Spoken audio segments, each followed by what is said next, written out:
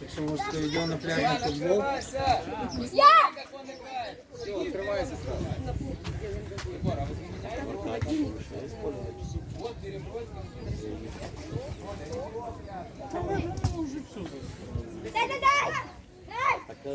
Так что да, выходи чуть-чуть вперед.